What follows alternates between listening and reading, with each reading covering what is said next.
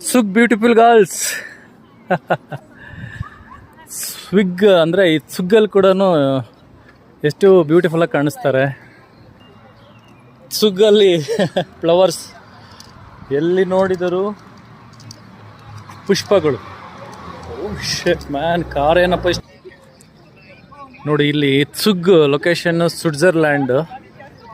ಇಲ್ಲಿ ಎಷ್ಟು ಚೆನ್ನಾಗಿ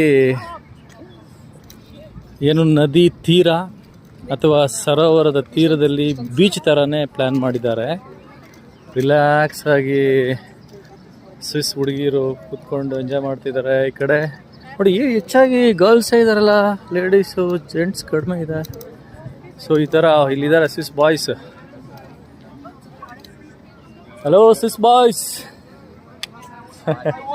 ನೋಡಿ ಹೆಂಗೆ ಕುಡ್ಕೊಂಡು ಎಂಜಾಯ್ ಮಾಡ್ಕೊಂಡಿರ್ತಾರೆ ಇಲ್ಲಿ ಅಂದರೆ.